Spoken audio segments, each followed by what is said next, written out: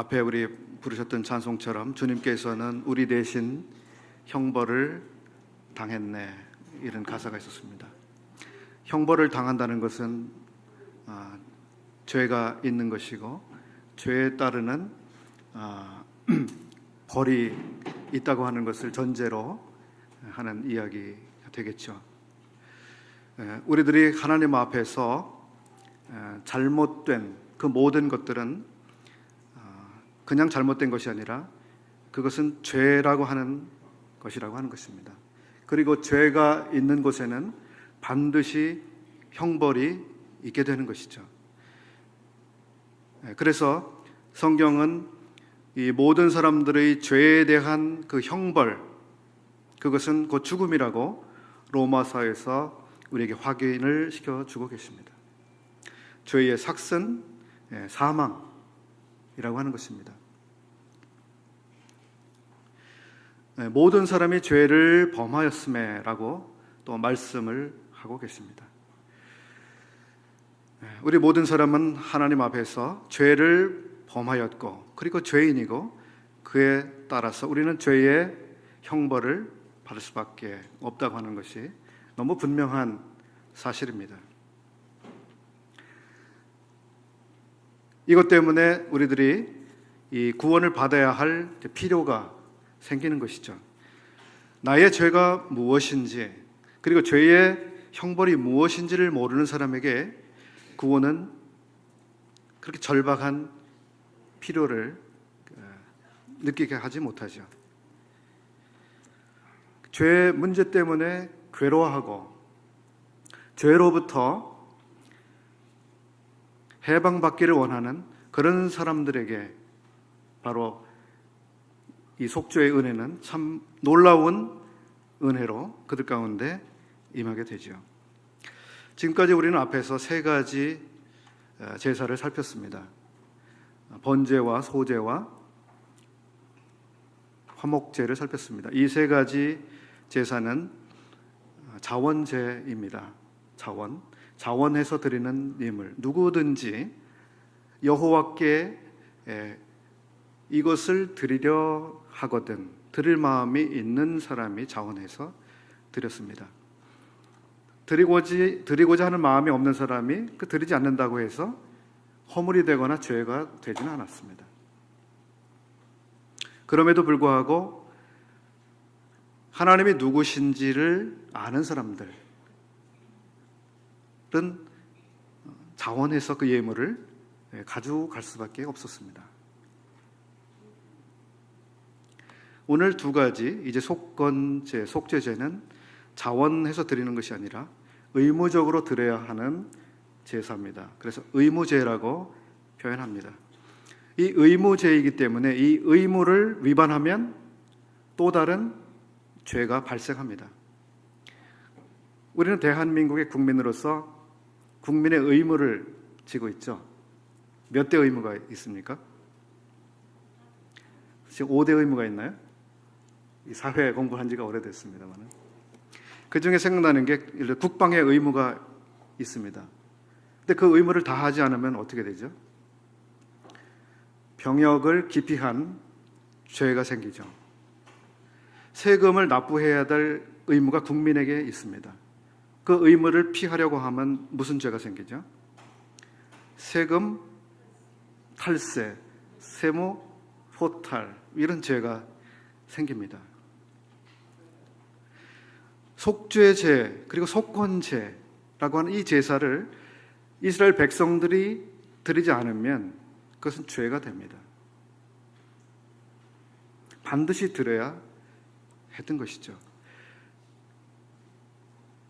죄를 처리하지 않은 상태에서 그냥 남들도 다 그런 정도로 살지, 그 정도 실수는 누구나 할 수 있는 거 아닌가? 이렇게 스스로를 무마한다든지 해서 그 죄를 하나님 앞에서 분명하게 해결하고 가지 않은 그 모든 것들은 또 다른 하나님 앞에서의 죄가 되는 것입니다. 반드시 해결해야 되는 문제, 그것이 모든 사람들에게 있는 것입니다. 여기 계신 모든 분들에게도 하나님 앞에서 반드시 해결해야만 할 그 죄를 가지고 있습니다. 지금도 우리는 하나님 앞에서 해결해야 할 죄들을 매일같이 직면하고 때에 따라서는 실제적으로 우리의 삶에서 하나님 앞에서 죄를 범하기도 합니다. 그리고 다시 정결해지기 위한 그러한 오염, 더러워짐, 이와 같은 일들이 우리의 삶에서 매일같이 일어날 수 있습니다. 그래서 우리는 우리의 영원한 구원을 얻기 위해서 이 속죄죄나 속건제가 필요할 뿐만 아니라 바로 오늘 하나님과 아무런 거리낌 없는 교제 상태를 유지하기 위해서, 하나님과의 이 평화를 누리기 위해서 이 속죄죄나 속건제의 효력이 오늘날 우리의 삶에 매일같이 필요합니다.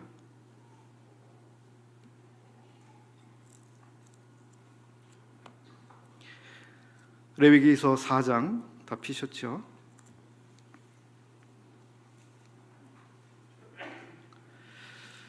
(1절을) 읽어보겠습니다. 여호와께서 모세에게 일러 가라사대 이스라엘 자손에게 고하여 이르라. 누구든지 여호와의 금령 중 하나라도 그릇 범하였으되.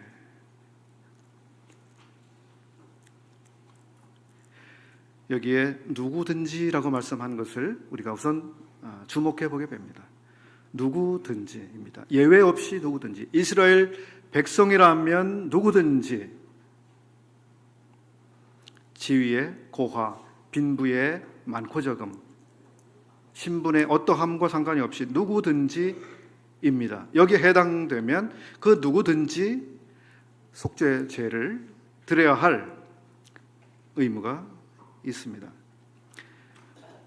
여호와의 금령 중 하나라도 해당이 되면 이라고 말씀하고 있습니다.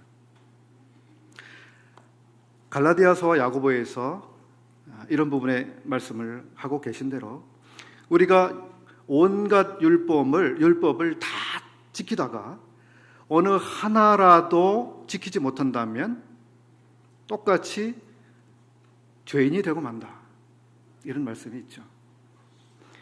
사람이 죄인이 되는 것은 많은 율법을 어겨서, 그리고 모든 율법을 어기기 때문이 아니라 단 하나의 여호와의 금령이라도 어기게 되면 바로 죄인이 되는 것입니다. 바로 그 죄를 처리하지 아니할 수가 없습니다.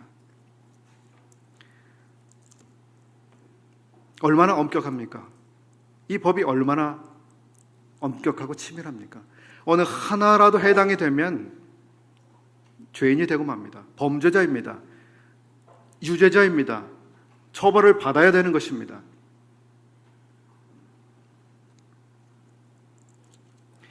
이 세상의 모든 사람들이 자기가 하나님 앞에서 어떠한 죄를 지으면서 살고 있는지를 모르는 것입니다. 나는 그래도 잘 살고 있어. 남들보다는 낫게 살고 있어. 더 도덕적으로 살고 있어. 칭찬을 받고 살고 있어. 그래도 남보다는 깨끗해. 그렇게 추접하게 살고 있지는 않아. 사람들의 생각은 이러할 수 있습니다. 그럼 하나님께서는 어느 하나라도 그릇 범하게 되면 죄인이 되고 만다고 하는 것입니다.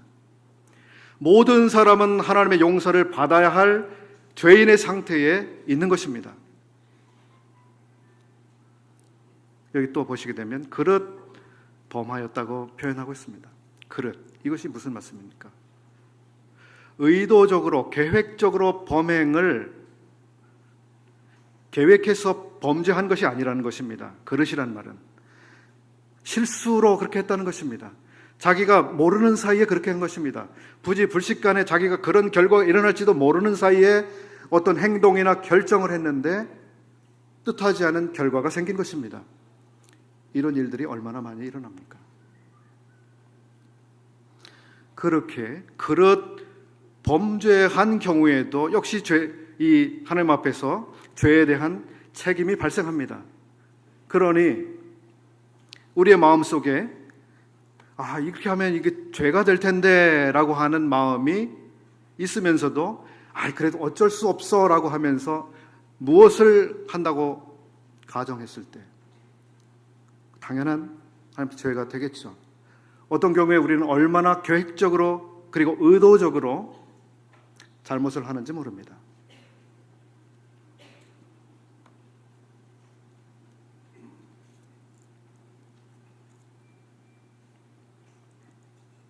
우리 모든 사람은 하나님 앞에서 정말 죄를 숨길 수 없는, 벌거벗은 것 같이 하나님 앞에서 우리의 실체가 드러납니다. 우리가 얼마나 추한지, 더러운지, 비겁한지, 비열한지,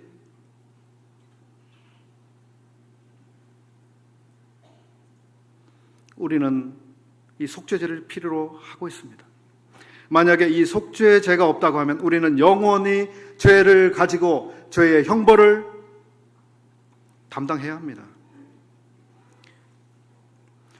주님께서 이 세상에 오신 목적을 신약 성경에서는 여러 측면에서 말씀하고 있습니다. 내가 온 것은 이라고 말씀하시는 게 많죠. 섬기려 왔다 이렇게 말씀하시고, 주님께서 오신 것은 아버지의 영광을 이 세상에 계시해 주시기 위해서 오셨다. 아들을 본 자마다 아버지를 보았다.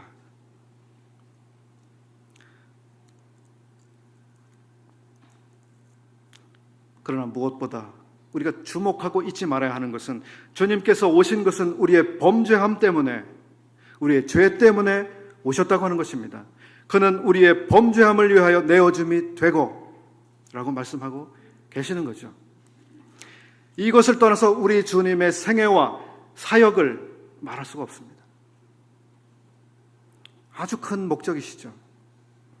주님께서 우리의 범죄함을 위하여 내어줌이 되었다는 이 사실을 떠나서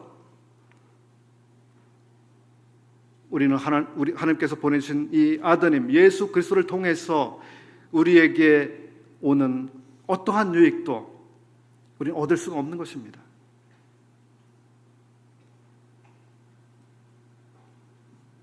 마태복음 1장 21절에 아들을 낳으리니 그 이름을 예수라 하라. 이는 그가 자기 백성을 저희 죄에서 구원할 자이심이라.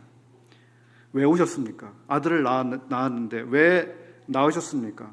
그분이 왜 오셨습니까? 저희 죄에서 구원하시려고 오신 것입니다. 이것이 주님이 오신 목적이죠.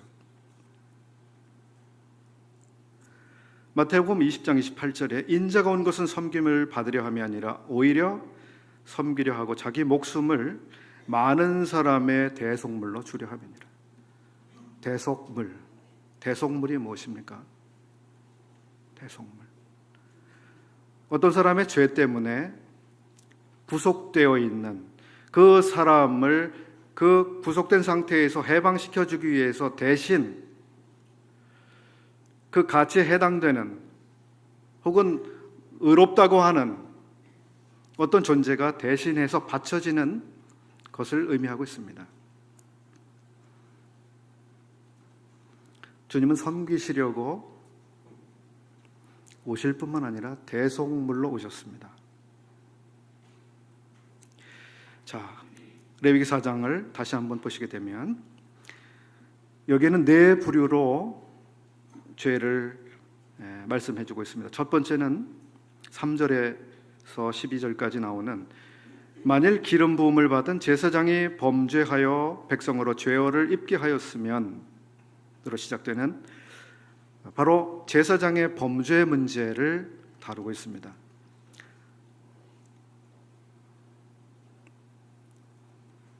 그 다음 13절부터 21절까지는 이스라엘의 온 회중이 여호와의 검령 중 하나라도 그릇 범하였을 때의 문제를 말씀해주고 계십니다.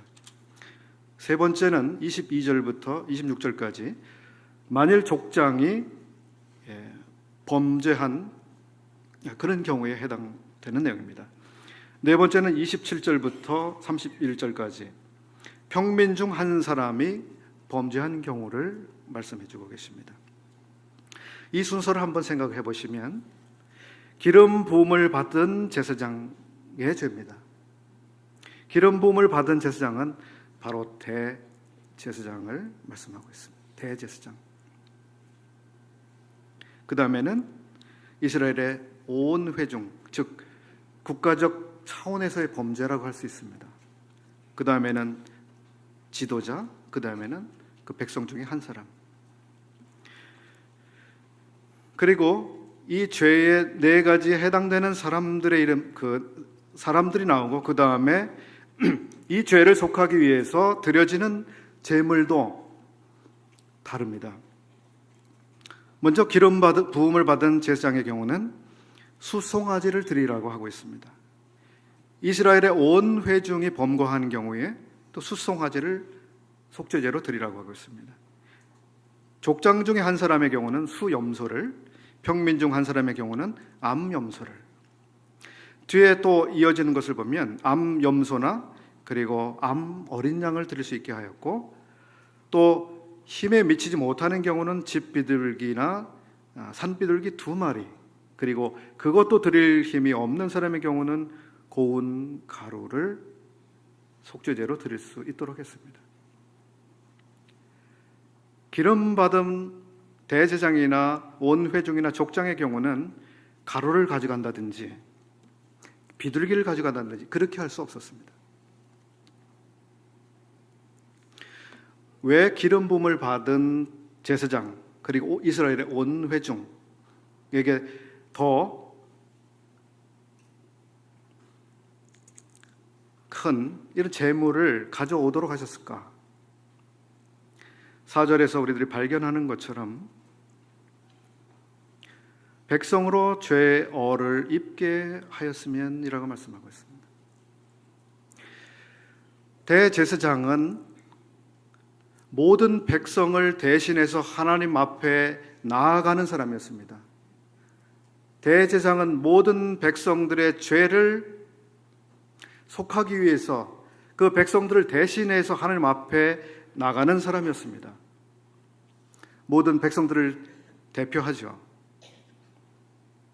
만약에 이 대제사장이 하나님 앞에서 범죄했다고 가정하면 누구도 대신해서 하나님 앞에 나갈 수 있는 존재가 없어지게 되는 것입니다. 백성들은 속죄함을 받을 수 있는 방법이 없어지게 되는 것입니다.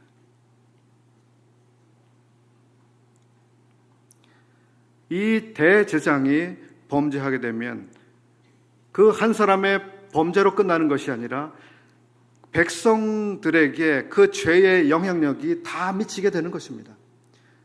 이 죄의 영향력이 전 백성에게 미치기 때문에, 그 영향력이 지극히 크기 때문에 하나님 앞에서 그 제사장의 책임도 그렇게 엄중하게 크게 따지시는 겁니다. 중요하게 여기시는 것입니다.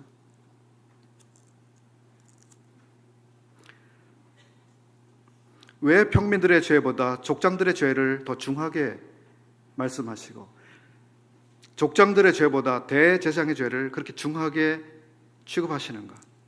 그렇습니다. 그 사람에게 책임이 크기 때문입니다. 책임이 크다고 하는 것은 무엇입니까? 그 사람이 하나님 앞에서 가지고 있는 권한이나 기회가 많기 때문입니다. 권한이 크기 때문입니다. 그 사람이 하나님 앞에서 어떻게 섬기느냐 하는 것이 많은 백성들에게 결과적으로 많은 영향을 가져오기 때문이죠. 신약에 와서 디모데전서에서 감독들, 장로들에 대해서 쭉 이렇게 말씀하시는 과정 가운데 감독들의 경우에는 엄격한 자격을 요구하고 있습니다. 그리고 뒤에 더 나아가서 보게 되면 장로 중에 범죄한 사람이 있게 되면 어떻게 해야 되는가? 장로들의 경우에 송사는 두세 사람의 분명한 증인이 있기 전에는 송사를 받아들이지 말도록 하고 있습니다. 그 대신에 분명한 두세 사람의 증거가 있는 것이 확실하면 그 죄는 엄격하게 묻고 처리하라고 말씀하고 계시는 것입니다. 사람들 앞에 드러내서 엄하게 꾸짖으라고 말씀하고 계신 것입니다. 왜냐하면 성도들을 앞에서 인도하고 있는 인도자들의 죄는 훨씬 더 하나님 앞에서 중요하고 무겁기 때문이죠.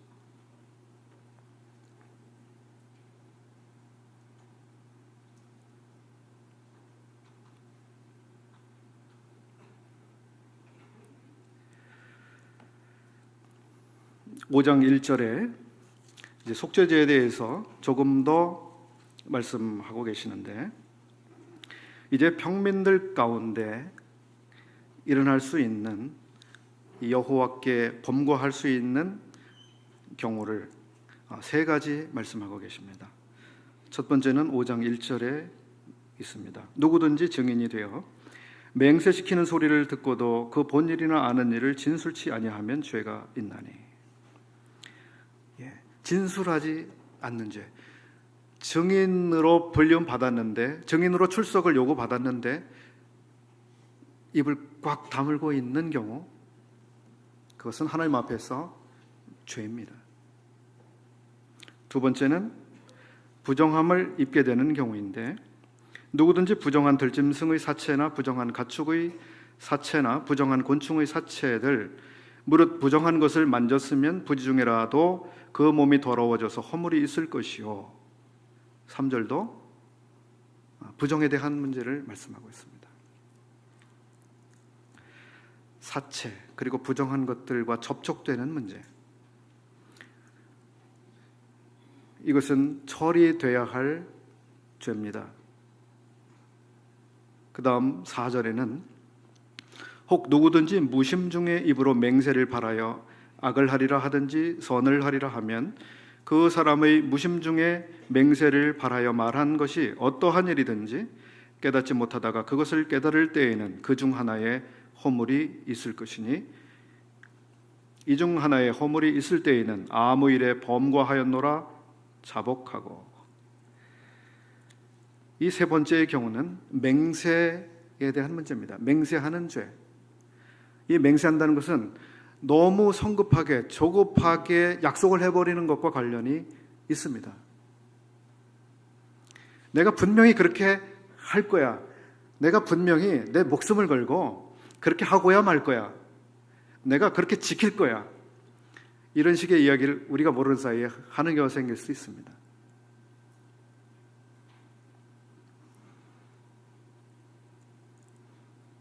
이것은 하나님 앞에 죄입니다.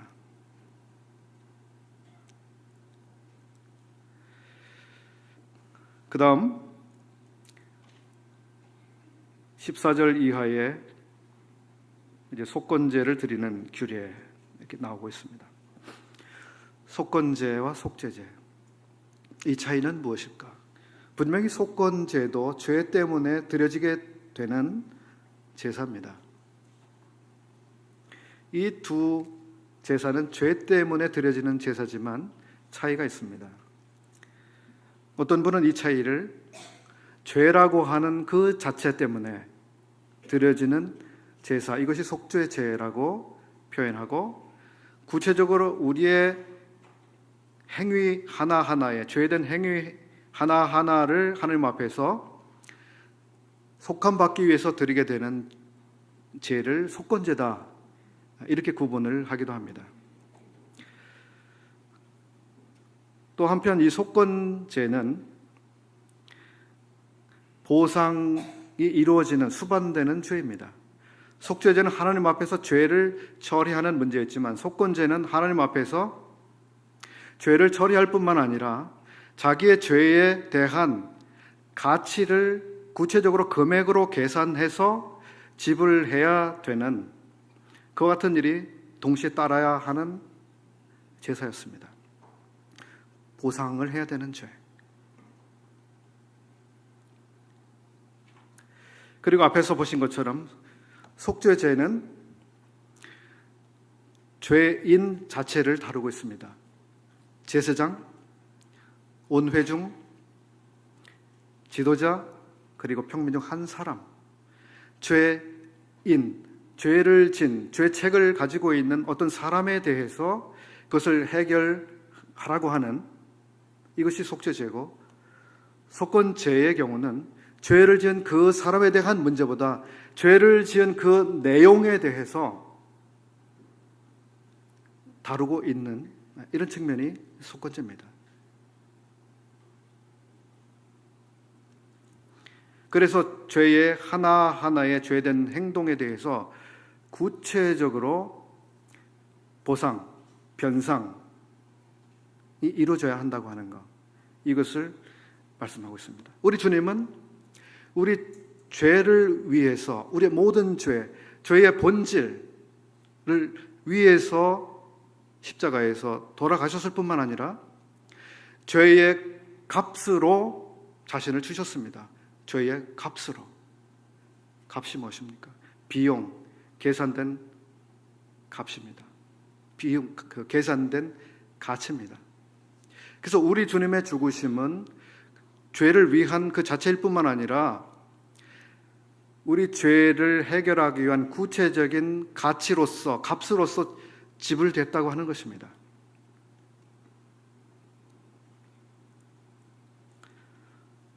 (5장 14절) 이하를 좀 보겠습니다. 여호와께서 모세에게 일러 가라사대 누구든지 여호와의 성물에 대하여 그릇 범과하였거든 여호와께 속건제를 드리되 너희의 지정한 가치를 따라 성소의 세겔로 몇 세겔 은에 상당한 흠 없는 수양을 때 중에서 끌어다가 속건제로 드려서 성물에 대한 범과를 갚되 그것에 5분 1을 더하여 제사장에게 줄 것이요 제사장은 그 속건제의 수양으로 그를 위하여 속한즉 그가 사함을 얻으리라. 그릇 범과하였는데 이것에 대해서 너의 지정한 가치를 따라 이렇게 말씀하고 있고, 그 다음에 성소의 세겔로 몇 세겔 은에 상당한이라고 말씀하고 있습니다. 즉 죄의 경중을 세겔의 은이라고 하는 것으로 계산해서 그 죄를 처리해야 한다고 하는 것입니다. 그래서 그 은에 해당되는 그 가치만큼 그 범과를 갚아야 되는데 양을 가져다 드려야 했습니다. 양의 가치를 구체적으로 계산을 해서 드려야 했습니다. 또 한 가지는 16절에 있는 것처럼 그것은 갚아야 할 비용이라고 하는 것입니다. 갚아야 할 비용. 죄라고 하는 것은 그냥 더럽다, 추하다, 부끄럽다, 무섭다, 처벌이 따른다는 그런 측면만 뿐만 아니라 반드시 변상해야 될 일이 생겼다고 하는 것입니다. 운전하고 가다가 누군가를 치웠습니다. 어떻게 해야 됩니까? 어떻게 해야 되죠? 그 사람을 치료해 줘야 되죠. 그 치료에 수반되는 모든 비용을 다 부담해 줘야 됩니다. 그리고 그 사람이 매일 노동을 통해서 벌 수 있는 금액을 계산해서 줘야 합니다. 가족들이 받은 상처에 대한 위자료도 더해서 줘야 합니다. 그냥 내가 운전을 잘못해서 당신을 다치게 만들었습니다. 잘못했습니다. 나를 용서해 주십시오. 끝났습니까? 안 끝납니다. 실제적으로 그 사람에게 비용이 지불돼야 하는 것입니다. 속건제는 바로 이런 면을 우리에게 보여주시는 거죠. 갚아야 됩니다. 우리의 죄, 우리의 범죄는 하나님 앞에서 갚아야 할 그러한 가치, 그러한 비용이 발생하는 것입니다. 우리는 하나님 앞에서 아무것도 갚지 않고 그냥 잘못했습니다 해서 해결되지 않는 것입니다. 누군가 이 가치를 지불해야 됩니다. 비용을 갚아줘야 합니다. 누가 이것을 어떻게 갚을 것인가? 16절에 또 한 가지는 5분의 1을 더해서 제사장에 주라고 하는 것입니다. 5분의 1은 20%죠. 그 뒤에 또 사람 사이에서 일어난 누군가에 대한 잘못의 경우, 또 역시 본물을 원래 주인에게 돌려주고 거기에 5분의 1을 더해서 돌려주라고 하는 내용이 또 나옵니다. 이게 속건제의 특징입니다. 원래 돌려줘야 될 그 비용, 그 물건을 그대로 주는 것이 끝나는 게 아니라 거기에 가산해서 가산금을 20%나 더 줘야 하는 것입니다. 그런데 보십시오. 16절은 여호와께 범거해서 속건 제물을 드려야 되는데 이 경우에도 20%를 여호와께 더 가져가서 드려야 한다고 하는 것입니다.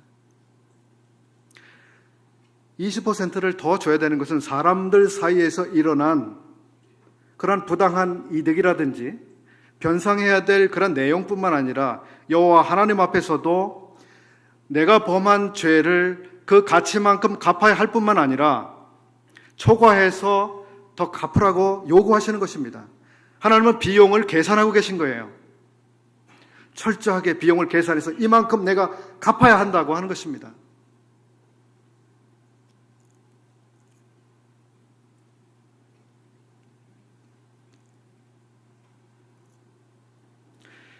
(6장 1절에는) 이제 이스라엘 사람들 가운데서 갚아야 하는 이런 문제들이 생기는 사례들을 말씀하고 있습니다. 여호와께서 모세에게 일러 가라사대 누구든지 여호와께 신실치 못하여 범죄하되 곧 남의 물건을 맞거나 전당 잡거나 강도질하거나 늑봉하고도 사실을 부인하거나 남의 잃은 물건을 얻고도 사실을 부인하여 거짓 맹세하는 등 사람이 이 모든 일 중에 하나라도 행하여 범죄하면 이는 죄를 범하였고 죄가 있는 자니 그 빼앗은 것이나 늑봉한 것이나 맡은 것이나 얻은 유실물이나 무릇 그 거짓 맹세한 물건을 돌려보내되 곧 그 본물의 5분의 1을 더하여 돌려보낼 것이니. 여러 경우들이 나오고 있죠. 남의 물건을 맡았습니다. 자, 누군가 저에게 다이아 반지를 맡겼어요. 이거 내가 당신한테 한 달 동안 맡겨두고 내가 어디를 좀 갔다 와야 되겠어. 내가 가져갈 수 없으니까 당신한테 믿고 내가 맡겨두고 갈게. 그런데 제 안에 이런 생각이 들었습니다. 아, 이건 뭐 내 것도 아니고 그냥 다른 사람 건데 대충 여기 놔뒀다가 오면 돌려주지, 이렇게 생각했는데 어느 날 물건이 사라졌습니다. 분실됐습니다. 맡은 사람으로서 성실하게 남의 물건을 관리하고 책임져야 할 위치에 있던 사람이 그것을 못한 것입니다. 전당 잡거나, 전당 잡은 사람이 물건을 체주로서 가지고 있었는데 그것을 자기가 마음대로 하는 경우 문제가 되죠. 강도, 늑봉 뭐 이런 건 말씀을 드릴 필요도 없이 하나님 앞에서 죄죠. 근데 이 죄들이 어떻게 취급되고 있는가? 여호와께 신실치 못하여라고 말씀하고 있습니다. 여호와께 신실치 못하여. 이것은 사람들 사이의 신뢰 관계를 깨트린 범죄입니다. 분명히, 그죠? 어떤 사람과 어떤 사람 사이에 신뢰 관계가 깨진 거예요. 믿고 맡겼습니다. 근데 맡겨진 그게 그 가치대로 그대로 보존되지 않았습니다. 어딘가 사라지거나 망가지거나 혹은 자기 마음대로 임의로 처분했다든지 혹은 100을 주었는데 10을 자기가 은근히 빼돌렸다든지 수많은 형태의 이 신뢰를 파괴시키는 이런 범죄가 사람들 사이에 일어날 수 있습니다. 많은 회사에서 경영자들 혹은 직원들이 무엇을 합니까? 횡령 같은 사건들이 일어납니다. 공금을 슬쩍 하는 일들이 생깁니다. 이것은 그 자체로 범죄지만 그 성질에 있어 기본적으로 사람들 사이의 신뢰 관계를 파괴시키는 범죄입니다. 어떠세요, 우리 성도님들? 믿을 만한 분이신가요?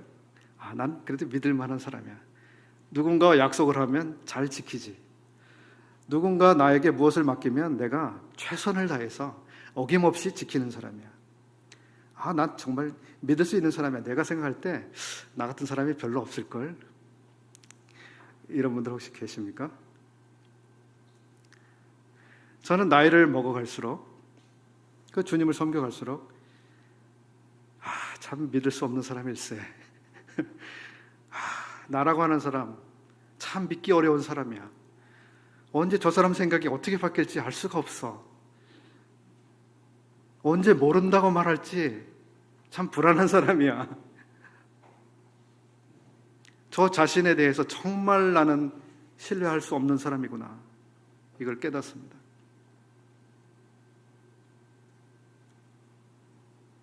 여기 백성들 가운데 발생하는 이 모든 죄들은 사람과 사람 사이의 신뢰를 깨뜨리고 파괴시켜서 그 사회로 하여금 사람과 사람 사이를 믿지 못하게 만드는 결과를 만들어냅니다. 전체적으로 이스라엘 나라, 하나님의 백성들의 그 사회는 서로 믿을 수 없는 사회. 내가 누구를 믿어? 나만 믿을 수 있지? 요즘 사람들의 생각이 그렇지 않습니까? 아무도 못 믿지. 자식도, 남편도, 아내도, 누구도 믿을 수 없다고 사람들이 요즘 생각하지 않습니까? 이스라엘 사회에서 이러한 사람들과 사람 사이의 신뢰를 깨트리는 이것은 중요한 문제입니다. 여호와 앞에서 이것은 범죄입니다. 이것은 사람들 사이의 신뢰 문제뿐만 아니라 여호와께 신실치 못했다고 분명하게 지적을 해주고 계시는 것입니다. 우리가 사람 사이의 신뢰를 깨는 것은 곧 하나님께 대한 신뢰를 깨트리는 결과를 가지고 오는 것입니다. 그래서 반드시 속건제를 통해서 사람들과의 그 문제를 해결할 뿐만 아니라 하나님과의 신뢰를 다시 회복해야 되는 그 상태에 들어가게 되는 것이죠. 우리는 사람들에게 잘못한 것이 사람들에게 잘못한 것으로 끝나는 것이 아니라는 것을 기억해야 합니다. 내가 누군가에게 피해를 주고 누군가에게 손해를 끼치고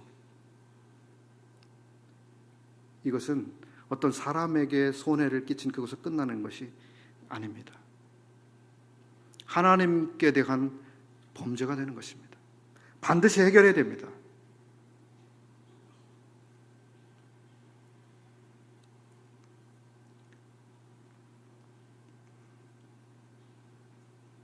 주님께서는 우리의 속죄제로 자신을 주셨습니다.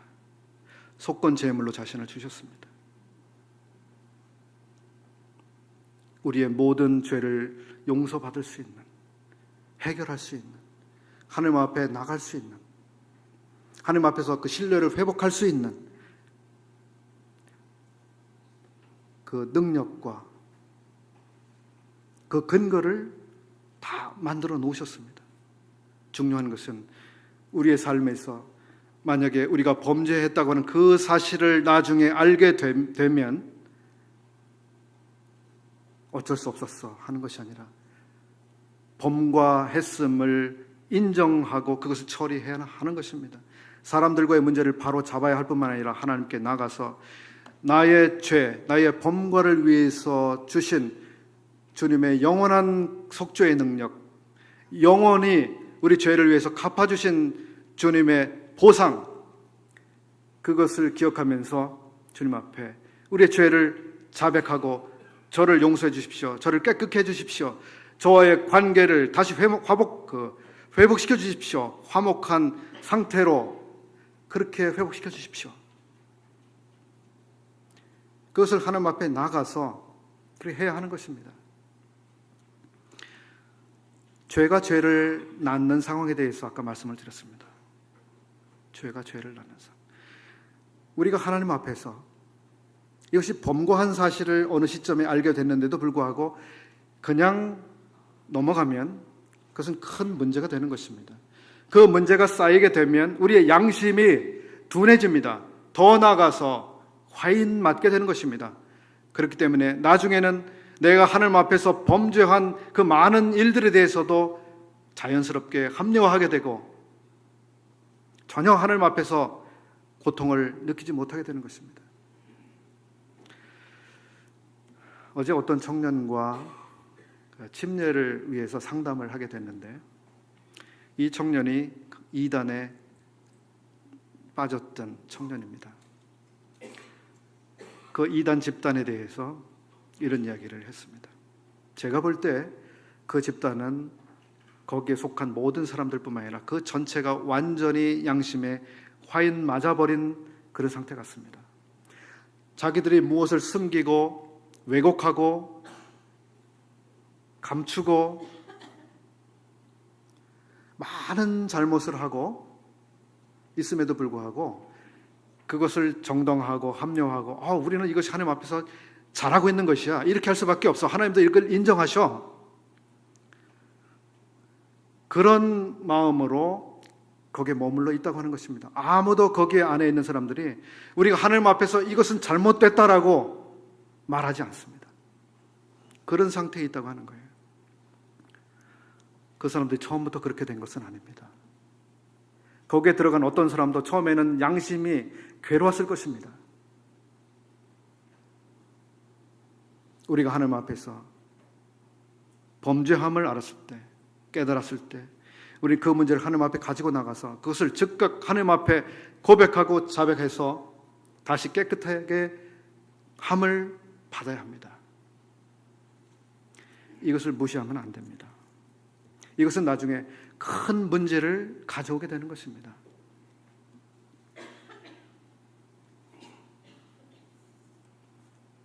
이사야서 53장 10절 말씀을 펴보겠습니다.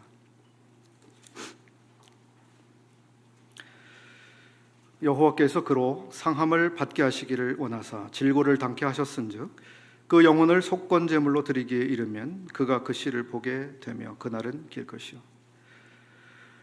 우리 주님께서 오셔서 그리고 자신을 제물로 주신 그것에 대해서 여기 속건 제물로 드린 것이다, 이렇게 말씀하고 있습니다. 속건 제물. 그리고 앞에 5절에 그가 찔림은 우리의 허물을 인하며 그가 상함은 우리의 죄악을 인함이라.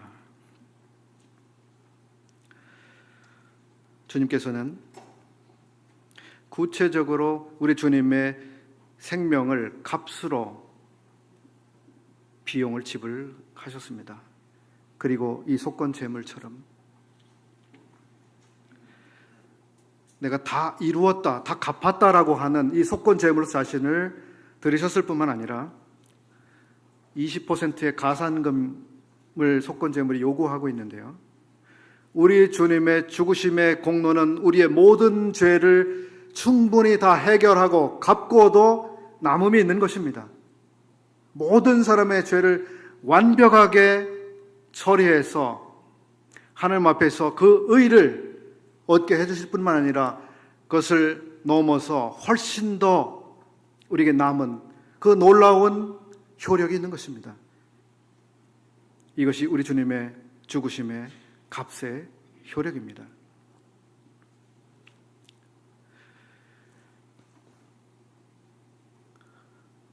시편 22편에 그리고 마태복음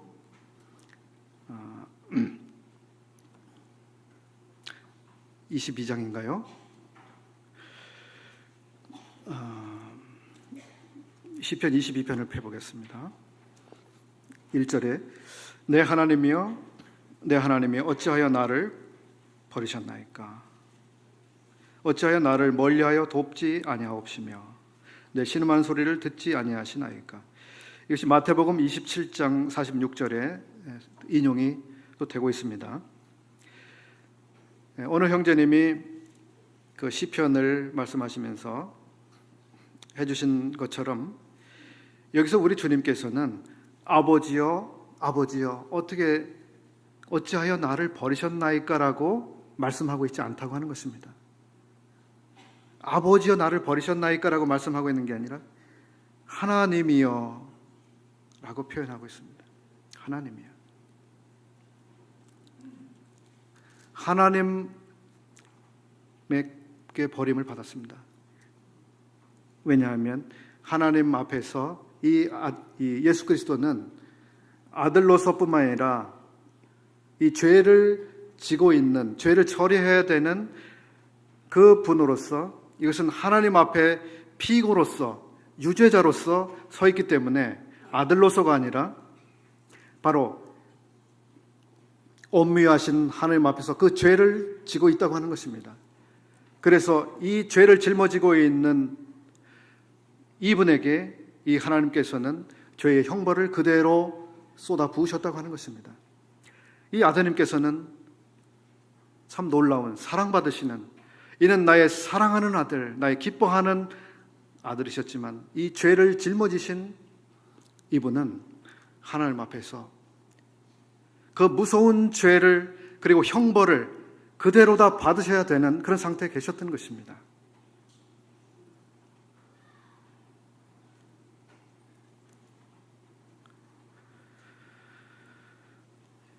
누가복음 19장에는 삭개오라고 하는 사람이 나옵니다. 삭개오 할 때 생각나시는 게 무엇이 있으십니까? 키가 작다고 하는 거, 셀이라고 하는 거, 뽕나무가 생각나십니까? 저는 삭개오의 이야기에서 자주 떠올리는 것이, 그가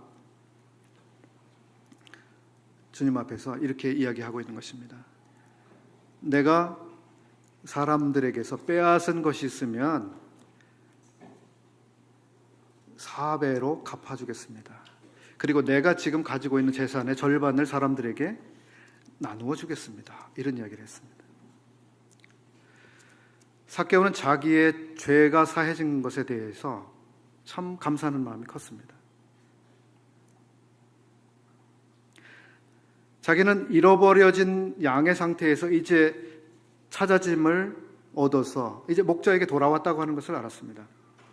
그리고 자기의 지난 날을 돌이켜 볼 때 자기가 가지고 있는 재산은 참 부끄러운 재산이라고 하는 것을 알았습니다.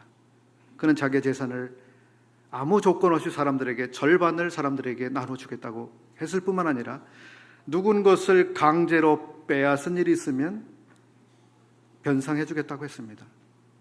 얼마를요? 20%입니까? 아닙니다.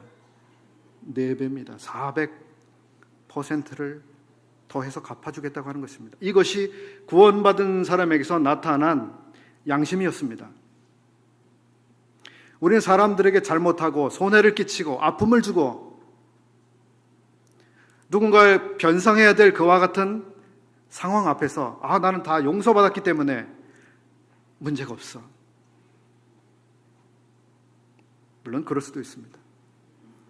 그러나 어떤 사람은 여전히 과거에 받은 상처나 피해 때문에 아파하는 상태에 있을 수도 있습니다. 여전히 그 문제 때문에 괴로워할 수도 있습니다.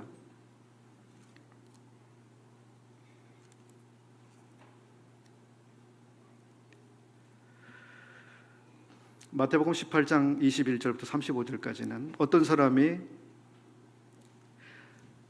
너무 많은 빚을 진 사람의 이야기가 나옵니다. 너무 많은 빚. 얼마나 빚졌죠? 1만 달란트의 빚을 졌습니다. 근데 그 사람은 누군가에게 아주 조금의 그 채권을 가지고 있었습니다. 이 사람이 어마어마한 빚을 어느 날 탕감받았습니다. 이것은 속건제의 측면에서 보게 됐을 때 우리의 수많은 죄, 갚을 수 없는 죄, 결코 스스로 해결할 수 없는 그 많은 죄에 대한 비용을 탕감받은 우리의 입장을 말씀해주고 있는 것이죠. 그 사람이 자기에게 잘못한, 범죄한 어떤 사람에 대해서 어떤 마음을 가져야 되는가? 우리는 충분히 용서하고도 남음이 있는 그런 마음으로 우리에게 잘못한 사람들을 대해야 한다고 하는 것입니다. 시간이 되어서 여기까지 하고 마치겠습니다. 기도하겠습니다. 아버지 하나님, 속죄 제물로 우리를 위하여 자신을 주신 이 놀라운 은혜를 감사드립니다. 또 속건제물로 우리의 모든 죄의 값을 갚아주신 것을 감사드립니다. 아버지 하나님, 저희들이 이 공로에 의지해서 영원히 속죄함을 얻었을 뿐만 아니라 매일의 삶에서 정결함을 입고 하나님과 동행하는 이 놀라운 은혜를 입었음을 고백합니다. 참 감사합니다.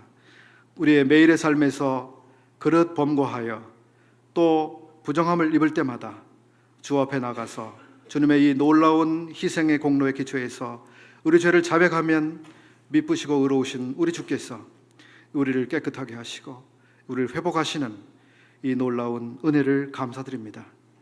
참 주님, 우리가 이 공로를 의지해서 매일같이 우리의 평생에 살아갈 수 있는 것을 감사드립니다.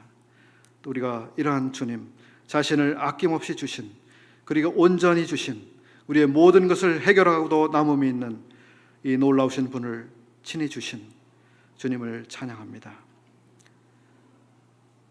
주님을 영원히 사랑하며 감사하며 찬양하며 주 앞에 우리 자신을 더욱더 드리는 이 같은 성도들이 되기를 원합니다. 이 시간 함께 하심을 감사하며 우리 주 예수님의 이름으로 기도하옵나이다. 아멘.